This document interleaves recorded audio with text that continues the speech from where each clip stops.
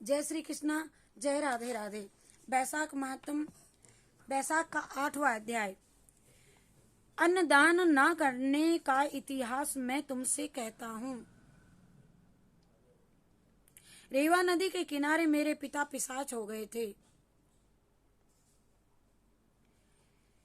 वह भूख और प्यास से शिथिल होकर अपना ही मांस खाते थे। छाया वाले वृक्ष के न मिलने से उनकी दशा बहुत बुरी हो गई थी। पहले जन्मों के संचित बुरे कर्मों से उनकी कंठ नाली का छिद्र बहुत सूक्ष्म हो गया था, जिससे उनको बड़ी पीड़ा होती थी। कुएं, बावड़े और तालाब का जल उसको विष के समान लगता था। मैं गंगा यात्रा को जा रहा था। उस समय रेवा नदी के किनारे पहुंचा तो मैंने अद्भुत दृश्य देखा कि हालमनी के वृक्ष के नीचे बैठा हुआ एक पिशाच अपने ही मांस को खा रहा था और प्यास के मारे बुरी तरह वह चिल्ला रहा था। वह मुझे देखते ही मुझे मारने को दौड़ा, परंतु मेरे तेज के सामने वह हताश हो गया। मुझको उस पर दया आई और मैंने उससे कहा कि डरने का कोई कारण नहीं है। तुम कौन हो, बस ये बताओ, अपना सारा वृतांत मुझे कहो। मैं तुमको शीघ्र ही इस दुख से छुड़ा दूंगा। और वह नहीं जानता था कि मैं उसी ही का पुत्र हूँ। वह नहीं जानता था, मैं भी नहीं जानता था कि मैं उसका पुत्र हूँ। वह कहने लगा कि अनर्थ देश में भुवराक्त नामक एक नगर था, उसमें मैं संस्कृत गोत्र में उत्पन्न हुआ और मित्र मेरा नाम था और तपदान यज्ञ में मेरी बड़ी श्रद्धा थी। पिता ने पुत्र को बताया। पिता राक्षस अपने ही मांस को खा रहा था। मैंने संपूर्ण विद्याएं पढ़ी और पढ़ाई, परंतु मैंने बैसाख मास में कभी किसी को अन्नदान का दाना तक नहीं दिया। कोई मैंने दान नहीं किया। मेरे विचार से इसी कारण मुझको ये पिशाच योनि मिली है और कोई कारण दिखाई नहीं देता। बेटा, मेरा पुत्र सुतदेव नामक बड़ा विद्वान और धर्मात्मा है, उसी से बातें हो रही हैं। तुम उससे जाकर के ये कह देना कि तुम्हारा पिता बैसाख में दाना ना देने के कारण पिशाच योनि में पड़ा हुआ रेवा नदी के किनारे बैठा हुआ है, अपने ही मांस का भक्षण कर रहा है। ये बात मैंने तुमसे कही है। यदि तुम मेरे पुत्र से जाकर के कहोगे तो बड़ी कृपा होगी आपकी। मैं अपने ही पिता की ये बात सुन करके दुख के कारण रोता हुआ उनके पैरों में पड़ गया और कहने लगा, मैं ही पिताजी आपका पुत्र हूँ, मैं तुम्हारा पुत्र हूँ, देव योग से यहाँ चला आया हूँ। आप अब मुझको आज्ञा दीजिए, मैं वही कार्य करूंगा जिससे आपका ये दुख दूर होवे।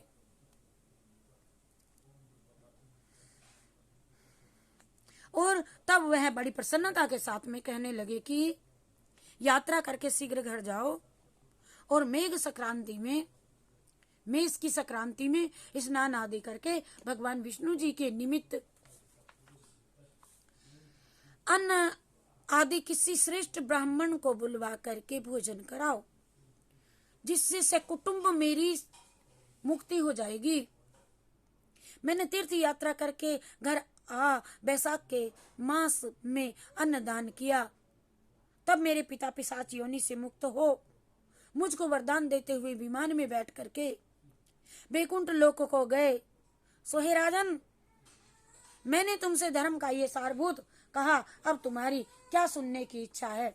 बोलो, हरि शरणम हरि शरणम हरि शरणम हरि शरणम। परमं ब्रह्म परमं धामं पवित्रं परमं च यथा अस्मिन् संकीर्तिते विष्णु यतः पापं ततः प्रणश्यतु।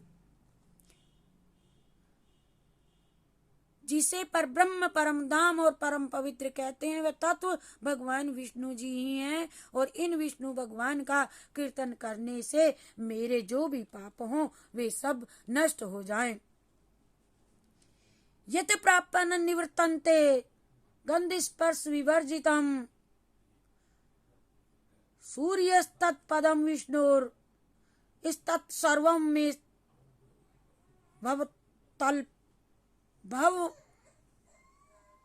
भवत्वलम पाप प्रशमनम स्तोत्रम ये पठे शृणुयान्नरः शरीरेर्मान सेर्वार्चा कृते पापे प्रमुच्यते मुक्तः पापग्रहादिभ्यो यादि विष्णु परमं पदम् तस्मात् सर्व प्रयत्नेन स्तोत्र सर्वाधनाशनम प्रायश्चित मोघानाम पठितव्यम नरोत्तमी। जो गंध और स्पर्श से रहित है, ज्ञानी पुरुष है, जिसे पाकर के पुनः इस संसार में नहीं लौटते, वह विष्णु जी का ही परम पद है। यह सब मुझे पूर्ण रूप से प्राप्त हो जाए। यदा प्रापन निर्वर्तन्ते गंध स्पर्श विवर्जितम सूर्यस्तत्पदम विष्णु इस्तत्सर्वं मे भवत्तल्पम। परमं ब्रह्म परमं धाम पवित्रं परमं च यथा अस्मिना संकीर्तिते विष्णु यतः पापं ततः प्रणश्यतु।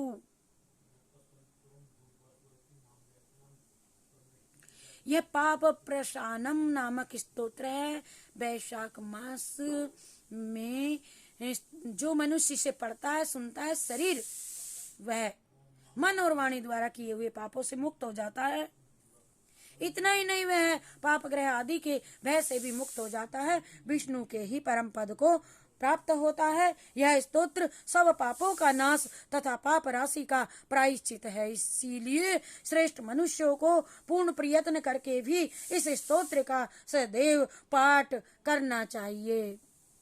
राजन, इस स्तोत्र के श्रवण मात्र से पूर्व जन्म तथा इस जन्म के किए हुए पाप भी तत्काल नष्ट हो जाते हैं, कैसे कि जैसे कपूर से अग्नि के मिलन से। यह स्तोत्र पाप रूपी वृक्ष के लिए कुठार है, पाप में ईंधन के लिए दावानल है। पाप राशि रूपी अंधकार समूह का नाश करने के लिए यह स्तोत्र सूर्य के समान है। मैंने संपूर्ण जगत पर अनुग्रह करने के लिए इसे तुम्हारे सामने प्रकाशित किया है। इसके पुण्य में महत्तम का वर्णन करने में स्वयं हरि जी भी